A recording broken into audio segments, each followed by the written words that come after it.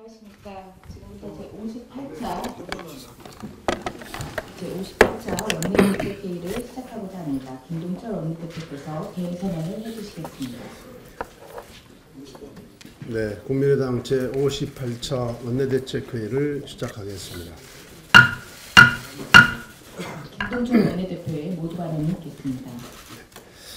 작년도 4분기 우리나라 경제성장률이 9년 만에 최저치인 마이너스 0.2%를 기록했습니다. 반면 연간 성장률은 3.1%로 3년 만에 3%대를 회복한 것을 감안한다면 작년 4분기에 우리 경제 상황이 급속도로 악화됐다는 것을 의미합니다.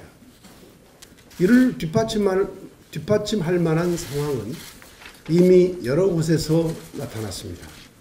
고용 빙하기라는 사상 최악의 청년 실업률, 18년 만에 최대치로 증가한 장기 백수, 6개월 연속해서 감소한 숙박 및 음식점업 취업자 수 등 이미 작년도 4분기 경제지수가 급격하게 나빠질 것이라는 징후는 충분히 있었습니다.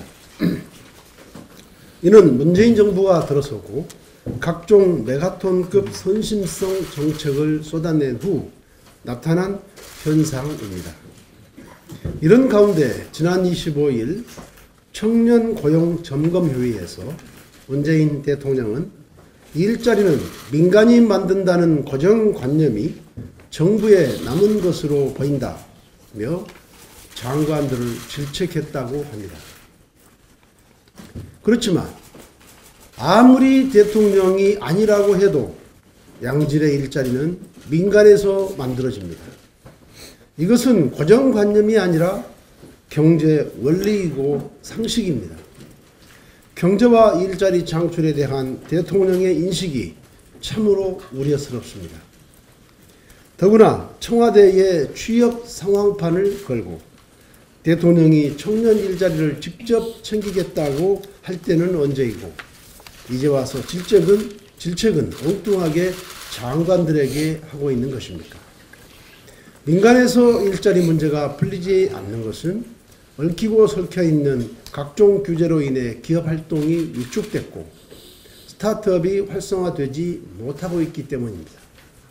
규제 불의존법 하나만으로도 향후 5년간 17만 개의 일자리가 만들어질 것이라는 전망을 내놓아도 정부 여당은 2년째 묵묵부답입니다. 적폐청산만으로 국민 지지를 받을 수 있는 시기는 지났습니다. 문재인 정부는 경제와 일자리 문제에 올인해야 합니다. 경제성장을 통해 청년 실업 문제와 국민소득 향상, 민생경제 활성화 등을 이끌고 국민들의 삶을 실질적으로 개선해야 합니다. 국민의당은 오늘부터 시작되는 2월 국회를 통해 경제를 일으키고 일자리를 만들어낼 각종 법안들을 선제적으로 만들어 나갈 것입니다. 문재인 정부가 하지 않겠다면 국민의당이 앞장서겠습니다. 급격한 최저임금 정책의 문제점이 드러나고 있습니다. 최저임금 인상분 정부 지원금을 신청한 근로자가 지난 26일까지 전체 대상의 0.7%에 그치자 정부는 관계부처에 신청을 독려하라는 총동원령을 내렸습니다. 고용노동부 장관은 전국지방노동청에 당장 신청서를 들고 거리로 나가라, 다른 일 제쳐두고 신청 건수부터 올려라 라고 했고, 중소벤처기업부는 중소기업진흥공단과 소상공인 시장진흥공단 등 산하기관에 매주 1회 길거리 홍보를 하라고 했다고 합니다. 돈을 준다는데도 신청률이 저조한 것은 정책이 현실과 동떨어져 있기 때문입니다. 국민의당은 최저임금 과속 인상과 세금 3조 원 지원이 잘못된 정책이라고 수없이 지적했고 수많은 부작용이 있을 것이라고 하는 우려를 그동안 수없이 표명을 했습니다. 불행하게도 이 지적은 맞았고 우려는 현실화되고 있습니다. 최저임금 정책은 첫 단추가 잘못 꿰어졌습니다. 잘못 꿰어진 단추를 그대로 두고 옷을 단추에 맞추려고 하니 꼴이 엉망이 되고 있는 것입니다. 정부의 정책 실패와 혼선은 부동산 정책, 비트코인, 수능, 유아 영어 교육 등 열거하기 힘들 만큼 많습니다. 잘못과 실패가 확인되면 바로 인정하고 수정하거나 처리하는 것이 국민을 위한 정치이며 진정한 용기라고 하는 점을 말씀드립니다. 가짜뉴스 근절 대책이 시급합니다. 가짜뉴스는 국가와 사회를 좀먹는 범죄입니다. 지방선거를 앞두고 가짜뉴스가 또다시 기승을 부리고 있습니다. 특정인이나 특정 세력의 이익을 위한 가짜뉴스, 또 특정인이나 특정 세력을 폄훼하기 위한 가짜뉴스에 일반 국민은 무방비로 노출되어 있습니다. 포털의 검색의 수지를 조작하는 일도 비일비재합니다. 가짜뉴스는 SNS를 통해 쉽게 유포되면서 여론을 왜곡합니다. 미국, 프랑스, 독일은 가짜뉴스 방치에 벌금을 부과하는 등 세계 각국은 지금 가짜뉴스와 전쟁 중입니다. 가짜뉴스는 명백한 범죄이며 그 피해자는 우리 자신입니다. 가짜뉴스의 무대가 되고 있는 인터넷 포털과 SNS는 이에 생성, 재생산, 확산을 막을 방안을 마련하여 사회적 책임을 다해야 합니다. 각 정당과 정부 당국이 가짜뉴스 근절을 위한 대응책 마련에 함께 머리를 맞댈 것을 제안합니다. 계속되는 김동연 패싱, 경제 컨트롤 타워가 흔들린다에 대해서 한 말씀 드리겠습니다. 최근 김동연 경제부총리와 다른 부처 간에 엇박자가 이어지고 있다는 논란이 계속되고 있습니다. 그런데 사실 김동연 패싱 문제는 하루 이틀 일이 아닙니다. 세법 개정안부터 시작해서 일자리 정책과 부동산 시장 안정 대책, 건강보험 보장성 확대, 부동산 보유세 인상 문제 등 정부 핵심 과제 문제마다 청와대와 여당, 정치인 출신 실세 장관들이 전면에 나서는 등 김동연 패싱은 계속되고 있습니다. 지금 가장 핫한 가상화폐 문제에서도 마찬가지입니다. 뜬금없이 법무부 장관이 나서서 북치고 장구치고 하는 동안에 김동연 부총리의 존재감은 제로였습니다. 며칠 전에도 논란이 된 청년 일자리 창출과 보유세 부과 문제 등에 있어서 부처 간 엇박자가 논란이 있다는 지적이 있습니다. 김동연 부총리가 엊그제 해명글을 썼지만 내용 중 듣기에 따라서는 다소 결여할 수 있다고 부총리 스스로 인정하는 부분도 있습니다. 저는 그 해명글을 보면서 김동연 부총리가 참 딱했습니다.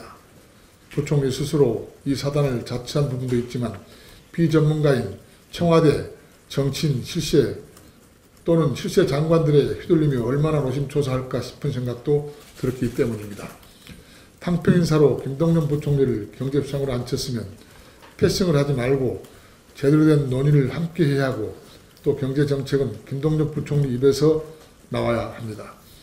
이런 식으로 정부가 김동연 부총리를 배관시하는 동안에 대한민국 경제야말로 저상장과 함께 패싱되고 있습니다. 이 점을 청와대와 대통령, 일부 장관들은 명심해 주기를 촉구합니다. 감사합니다. 얼마 전 국민은행 신입직원들 가정에서 있었던 가혹 행위가 밝혀져 사회적 물의를 일으킨 바 있습니다. 그런데 국민은행뿐 아니라 다른 은행들의 신입직원 교육과정에서도 인권이 무시되는 실태가 경향신문 보도를 통해 드러났습니다. 무박 2일 100km 야간 행군에 호강기 산악훈련, 통나무집 짓기, 서바이벌 훈련도 모자라 어떤 은행은 신입직원 전부를 군부대에 입소시켜 제시훈련, 각계 전투, 헬기 레펠, 유격훈련을 하고 있다고 합니다. 보통 2달 가까운 연수가 진행된 동안 휴일인 크리스마스 당일은 물론 상당수의 일요일까지 정규 교육을 편성하여 진행한 은행도 있었습니다. 헌법에서 보장하는 기본권인 종교활동조차 보장받지 못하고 있었습니다. 신입 직원들의 교육 연수는 근로 일부로서 근로기준법의 기준이 지켜져야 합니다. 하지만 연수가 끝나고 근로계약이 작성되는 은행들의 상당수였기 때문에 직원이 되지 못한 신입들은 그만둘 생각이 아니면 거부할 권한도 없었습니다. 저는 지난 18일 문재인 정부의 근로기준법을 비웃는 은행권의 이런 형태에 직접 개입하라고 요구한 바 있습니다. 오늘 다시 한번 요구합니다. 대통령께서 신년 기자회견에서 하신 약속, 우월적 지위를 이용한 갑질 근절 꼭 지켜주시기 바랍니다.